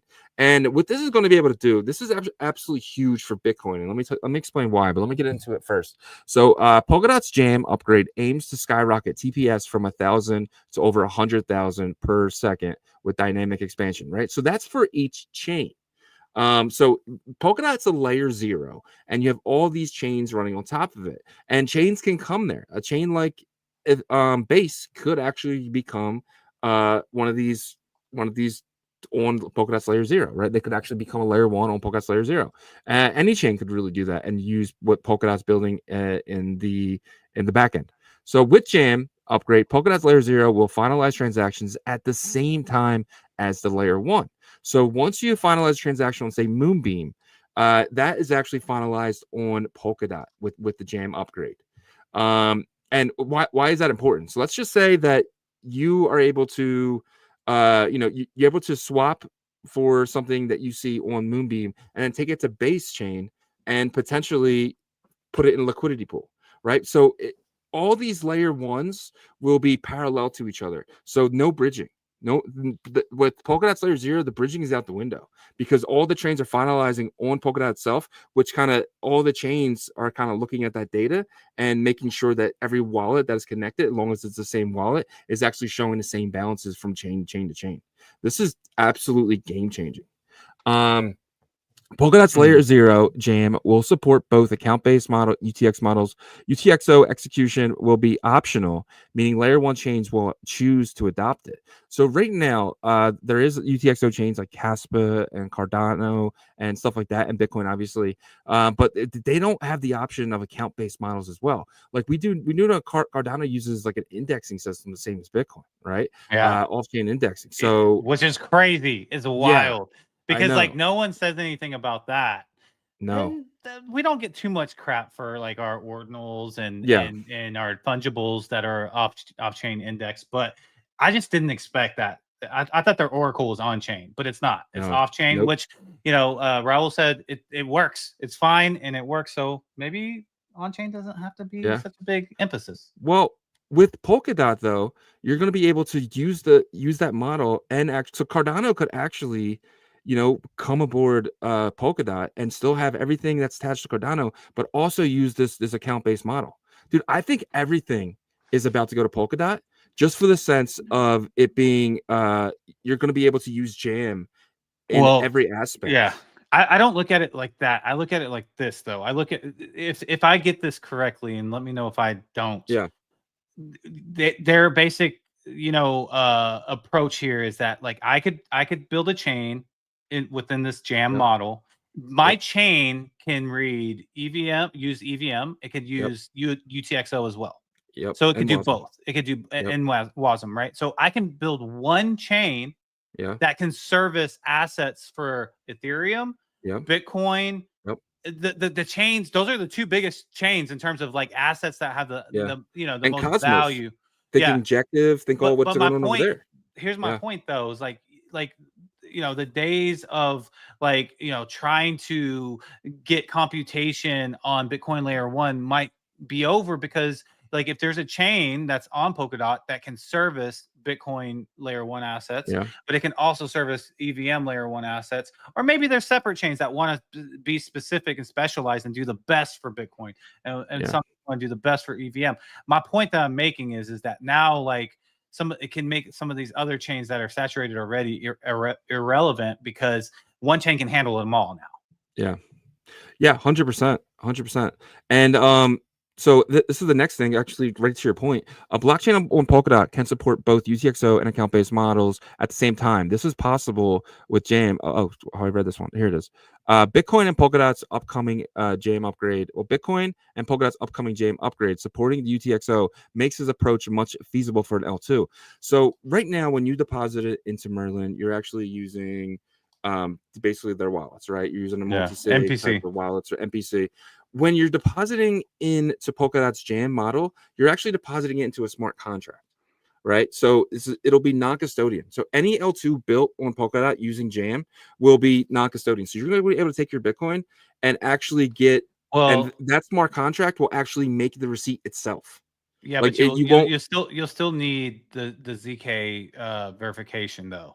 To verify back on and finalize on Bitcoin, but but it'll be able to be much more comprehensible from a UTXO to UTXO. I think I don't know. So right now, no, 100%. So right now, the way Arch is doing this, right? Arch is actually using Solana's backend to kind of put not Solana's backend, but SVM. Solana virtual machine. Sorry, Solana's backend. So it's not their backend. So they're using. They're replicating SVM. Okay, they're forking Solana, and they're using basically a Solana type of model to put Bitcoin transaction. But the problem that they're going to have is when they're going from the account-based model that Solana is into a UTXO model. That is the point of friction. With an EVM, with a UTXO model coming from Cardano, there is no point of friction, because you're going from a UTXO model to UTXO model. So the ZK rollups that are going to happen with this model are going to be really, really seamless, to the point of, you actually take out a layer of frustration. And I think it's actually the layer when I really looked into it, that's probably where they're having the most problems with Arch. right now is going from that the one account-based model to the UTXO model, because but that's the thing too about the Polkadot way is, let's just say you do finalize it using UTXOs, you can finalize it on Polkadot itself first. So there's already one proven network, and then finalize it on Bitcoin, because it only takes 1 second to finalize it on from your chain to Polkadot, and then you take that same transaction and you ZK roll it up onto Bitcoin with a whole bunch of other transactions. Boom. In one. So potentially with the UTXO to UTXO to UTXO, I mean, this could be a really seamless Bitcoin layer 2s that are coming. And I can't imagine any other reason why he would create a UTXO model like Jam is if he wasn't trying to service Bitcoin and Bitcoin layer 1 assets. Yeah, I mean, I'm not a developer, so I don't know what the procedure or the goal is for like something like Merlin Chain to, because they do have the aspiration of finalizing on Bitcoin and Bitcoin securing Merlin Chain. That is an aspiration that's very possible in maybe the next 12 months. But like converting that to what is going to be finalized on Bitcoin, right? Because like at the end of the day, Bitcoin's not going to be able to read. I think it's literally just like transaction, like minimal data being verified that these transactions happened on Merlin Chain. You know what I mean? And I don't know what that if there's a conversion process from account-based model to UTXO, or what through the ZK process, the roll-up process, or the ZK verification process. But I would assume, that is probably more simple with the UTXO to UTXO. But still, like if you're doing something, you're using like a Haskell language, which is what Cardano uses for their smart contracts. Bitcoin can't read that. So there has to be some sort of like simplified like transaction verification proof that it happened, and that's what gets finalized on Bitcoin if Cardano decides to go that route, trying to use Bitcoin as well. It's gonna be interesting. I'd like to know. I'd like to talk to maybe have Raul or somebody on the show that can explain to us what the transcribing or translation of account-based model to UTXO looks like, and if that's even like a process, or what the point is of rolling up and finalizing there. There's a reason why Cardano hasn't really bridged any of the chain, right? They're only bridging right now to UTXO models. So that right there should send you a signal that it's hard, right? You would think that Cardano would have Ethereum rollups. Ethereum has the most TVL. So why wouldn't, some type of rollup or some type of situation where you try to go get that TVL, right? It's because it's hard. It's not easy, especially with the off-chain validators. But if you have something like what Polkadot's building, where you can finalize in UTXO on that chain, and then it finalizes on Polkadot itself, and then Polkadot actually rolls up. And that's the thing too. Polkadot, you can have multiple L2s on Polkadot that they are all putting these transactions on Polkadot, and Polkadot can grab them all as long as they're UTXO based and finalize all them. So you might be able to do stuff on Moonbeam, on all these other chains, and not even realize that they're all finalizing on Bitcoin with your Bitcoin layer 1 assets that you bridged over into smart contracts. Like it could be absolutely insane. Jam seems like one of the biggest upgrades, in my opinion, that we've ever seen. And of course, it's Gavin Wood, the guy who created EVM in the first place, right? Yeah, but you have to remember too, like this, if this works, then great, because Polkadot needs something, because they've been stagnant in terms of users and stuff like that, even though they've used WASM like forever, right? I think that's their main kind of approach. EVM's their main. Okay. So it depends, right? So Polkadot itself is written in I think Java and EVM Solidity. But yeah, EVM Solidity. It's written all that. It's an EVM based model. But then every chain has an option to do the model they want, right? So basically they're just adding UTXO to the mix, and now you can use simultaneously whatever. So right now, the way it works is Polkadot has parachains, and all these chains are parallel to Polkadot, but they can't like talk to each other.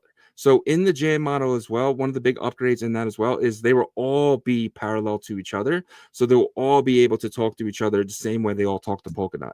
That's another big upgrade in the Polkadot feature as well, making these chains kind of simultaneously knowing what each other are doing by taking that data from Polkadot itself, because they're all finalizing on Polkadot.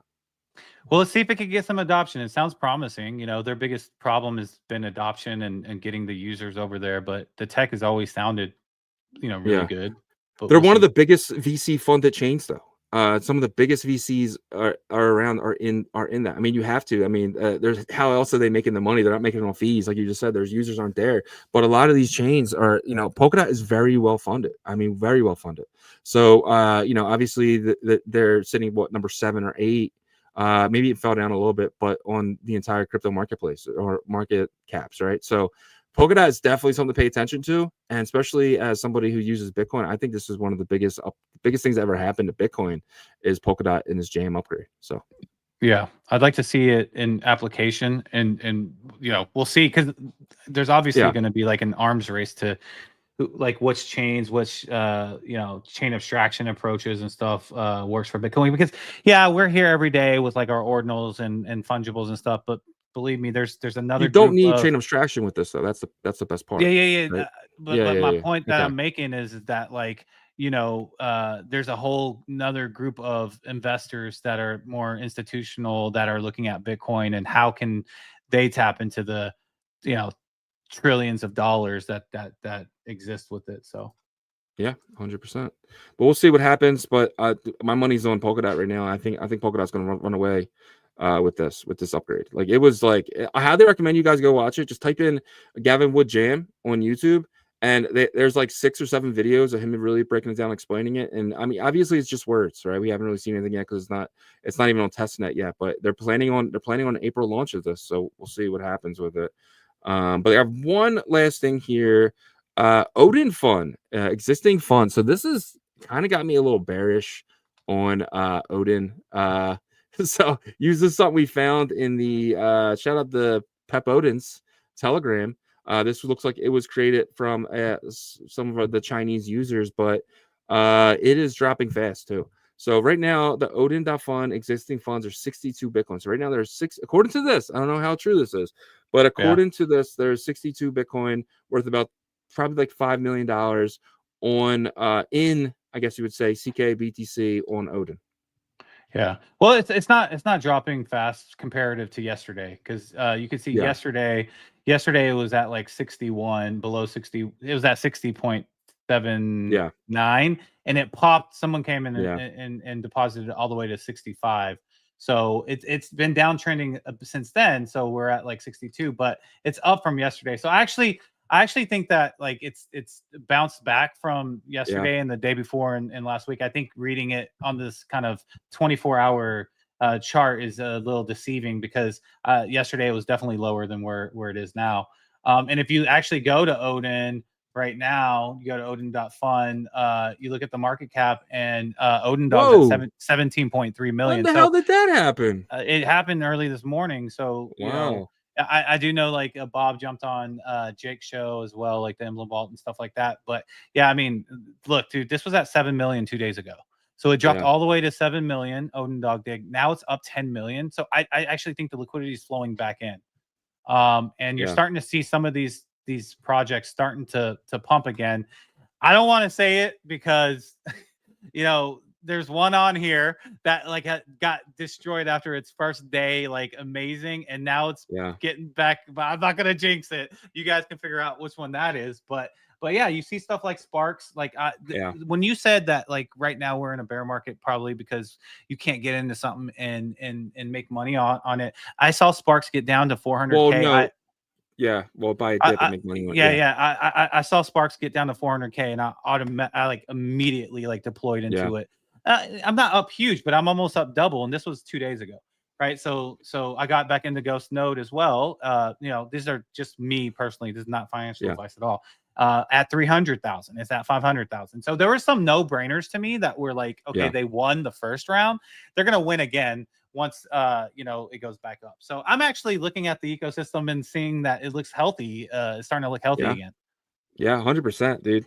And we'll see. We'll see which one ends up being the winner. But you're right, dude. If it was time to deploy, it would probably be now. I wouldn't really wait. I mean, that's not financial advice, but there's a couple that I'm in a lot of these top ones. I actually deployed. I just put like couple grand in yesterday, and I bought like $250 of Odin Dog, some $250 of Odin Cat, $50 of BitCat, Sparks, and a couple of other things. But the one I'm really interested in is Pi. 49. This guy's is very risky, highly risky. But this is my personal. I'm really interested in Pi. It's sitting at $49,000 market cap only, and this is Pi Horseshoe. There is another Pi that's Pi, Pi. That's the Pi symbol. Popeye. So Popeye. Pi. But Pi is one of the biggest BRC20s, right? And this is what I kind of want to see. I'm not saying that Asians aren't cheats, but this is what I like when I look into a coin. I don't want to be able to read any names. What Pi is that? This is the big Pi, but Okay. the other one is basically the same. Where are you, Pi? So just to give people that are in the audience to understand a little bit about Pi, we won't go deep into it, but Pi is a whole organization within itself in China, is what it seems to be. They educate, quote unquote, seniors into opportunities, quote unquote, in the Bitcoin fungible ecosystem. So I don't know, man.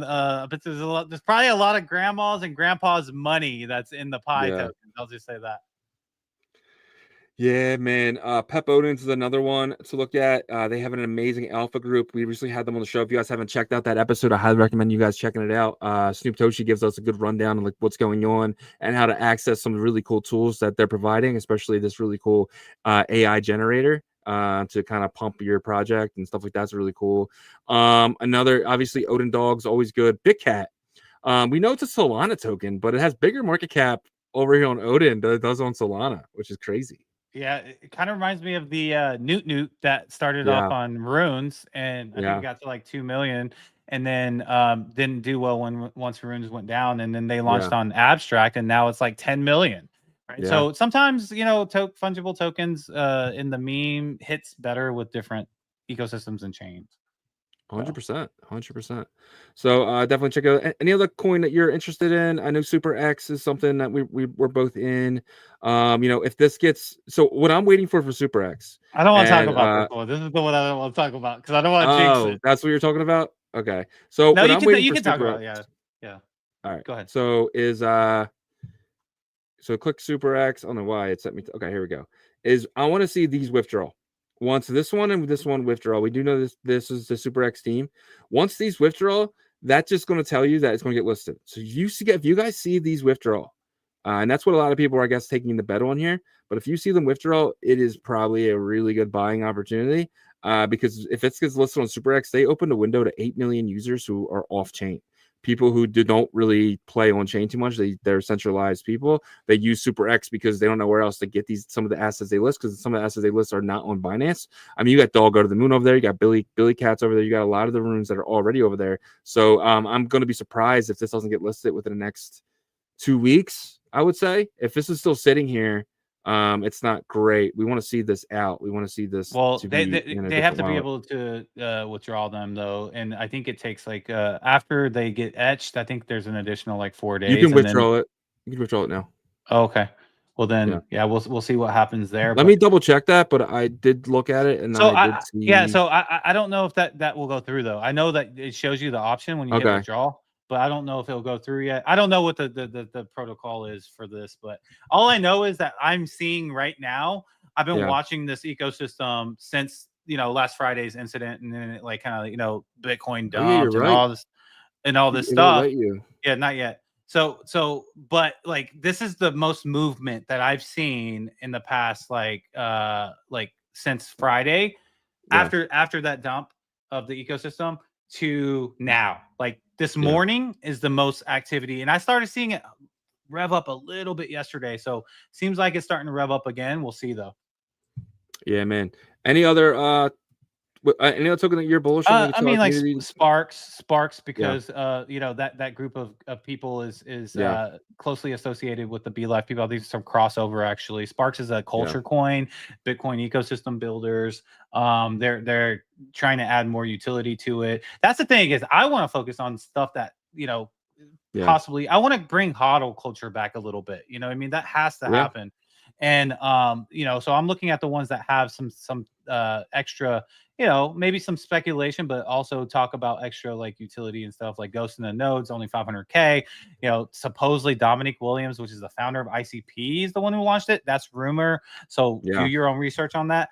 But also, Caffeine AI, which is an ICP AI framework, is supposed to be associated with Ghost and No. So like we don't know, right? So like I'm placing bets on some of these. The ones I don't want to just really be in is ones that are just straight up meme and that's it. Like I'm done with that kind of thing, unless it was like one of the early ones. Like if Odin Dog would have came back down to like 1 million, I probably would have put everything in it, just because I know it's the first is first, and it's already back to the 17 million. So yeah, if you bought at 7 million, what was that, Saturday night? I mean, damn, dude, you're up 120%. Yeah, 120%. And yeah, if you made a big move on that, it would have made sense. That's for sure. So really anything, if you would have put, everything's up about 100% since Saturday night. Besides a few of them, Ghost Node, Pi. It's weird that Ghost Node isn't really moving. You know what I think it is? I think especially with Pi, it's it's late in China right now. So a lot of these Chinese tokens, they move when we're sleeping. And then but you can see, like, if you go look at some of the ones like Super X, for instance, there's a lot of American names in that one, right? Which is because you see some Chinese, but it's a lot of it's American type of names. So, but yeah, man. Or not American names, but English names. But we have 367 people in here, 67 people hopping in the last like 40 minutes. So shout out to you guys. Thank you guys so much. Guys, we are live Monday to Friday, 11 a.m. Eastern. So check us out. But that's our show for today. Yes, sir. We thank each and every one of you guys for, supporting us and watching here. I can't see that banner. There it is. Okay. And watching, it means a ton for us, guys. Because of you guys, we get to do what we love to do. And obviously, we want to be your support as well in terms of research and all these, all the news, latest and greatest. But if you could help us out and check out our partners, greatly appreciate that. Emblem Vault is the interoperability tool for the Bitcoin layer 1 asset class. More specifically, ordinals. You're going to be able to jump your puppets, your node monks, any ordinal you would like, to multiple EVM chains to start off with: Abstract, Base, Arbitrum, Bitcoin layer 2 Merlin. There's gonna be a big collaboration on Merlin, and we can't wait to tell you guys about this. We're so excited, but it's got to be the right time. Anyways, they also have their AI Bitcoin wallet agent that you're going to be able to prompt to be able to help you vault and also eventually help you make transactions on Bitcoin, buy runes, whatever you need. And don't forget, they have their Rune TGE in September, which you can actually purchase pre-sale in an NFT format on OpenSea, in ERC 721 format called the Founder Vaults. So if you search that, you can find that there. But then during TGE in September, that will open up to Bitcoin runes into your Bitcoin wallet. Super exciting stuff. You can learn about all this at emblem.vision. And then BetBTC is the predictions marketplace for the Bitcoin ecosystem. These guys have been grinding, working hard every day. They added 10-minute markets, so you can actually bet on Bitcoin, Solana, BNB going up or down, and you have a 10-minute wait time, and you get paid out right away, or you don't get paid out because you made the wrong decision. But that's up to you guys. Also, all you need is a Bitcoin wallet and some Bitcoin and 6 blocks, and you can start placing bets on their markets right away. You're going to have create your own markets very soon, guys. You're going to be able to earn up to 1.5% on the total volume there. So super exciting stuff. You can learn more at betbtc.win. And Artura Finance is the perps and leverage DEX of the Bitcoin ecosystem. They announced they're going to be launching on Bitcoin Layer 2 Hemi later this year. Very, very soon. My guess is going to be in Q2. But right now, you can use their testnet on Botonics. If you want to get familiarized with the platform, I suggest you do. If you make a trade, your address will go into a raffle to be a part of their future TGE. So super exciting stuff there, guys. They're going to have synthetic Bitcoin fungibles for you guys to trade, like Ordi Sats, Dog of the Moon, stuff like that, as well as other popular tokens outside the ecosystem. You can learn more at artura.finance. And Fluid Tokens, the first to offer layer 1 staking vaults on Bitcoin. These guys are, innovators. They're amazing UTXO devs, and they're actually possibly they're in early talks with a project I won't get into the name from an Odin rune that once they bridge off, possibly we'll have a staking vault there. So super exciting stuff there, guys. If you are a founder of an Ordinal collection or you etched a rune and you have an established community, you can reach out to Raul, which is the CTO of Fluid Tokens, and he'll get you set up with a staking vault for your community. You can learn more at fluidtokens.com. and Merlin Chain, the #1 scaling solutions for Bitcoin native L1 assets and protocols. If you are a builder for a protocol on Bitcoin layer 1, but you want your protocol to be a bit more flexible, seamless, and quick, you can reach out to Merlin Chain's team and apply for a builder's grant. A couple of our partners got into that program, so it's definitely possible. If you are a retail user and you want to swap for a doggo to the moon, you can do so at merlinswap.org. They have a nice liquidity pool over there, so you should be able to swap with Merl or BTC, Wrap BTC over there. You can learn more about all this at merlinchain.io, and they have their proof of stake staking. If you have Merlin Chain tokens, Merlin token, you can stake up to 15%, and they will have BTC staking to secure the chain very soon as well. Learn more at merlinchain.io. And don't forget about our integrated partners in Foxy AI building the metaverse on Bitcoin called the Bitverse, and their first-person shooter game called Clan Wars. And we will be streaming that next week, Tuesday, at the same time, 3 p.m. Eastern. Should be exciting to pick that back up. And then Ordinal Hive is the aggregator Ordinal marketplace for layer 1 and layer 2. Cheapest Ordinals around on Ordinal Hive. And make sure you check out their trading tools like live mempool insights. And I believe they are adding runes very, very soon. So make sure you check them out. And we thank you so much for checking out our partners. Yep. Great job, man. And if you guys have a few more seconds and wouldn't mind checking out onchainrevolution.com, we have some of the best articles dating all the way back to last year. If you know someone just entering the space, please send them our website. We really feel like it can help get started and code up to where we are today. If you guys need a VPN, we have the best VPN. That's Nord. 70% off coupon, guys. It's like $3 a month. Don't be going to these websites without a VPN.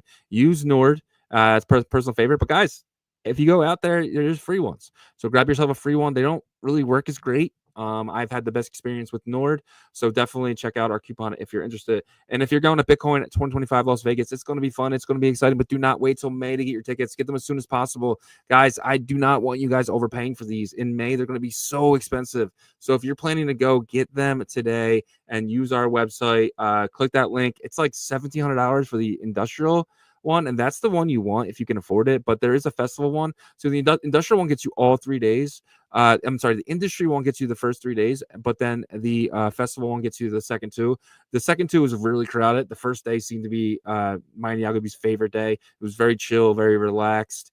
So if you are interested, get that one. But guys, get your tickets as soon as possible. Do not wait. I mean, if you would have got them 6 months ago when we first started talking about it, you would get them for like, I think the industry pass was like $900. So if you plan on going to the following year, right after Vegas, as soon as that event is done, we will probably have a link on our site to kind of get you guys for the following year. You get them dirt cheap, guys, dirt cheap.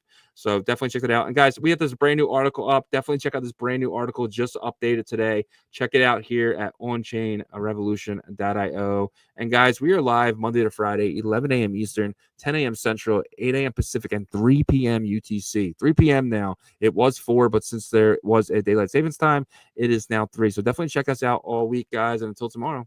Peace.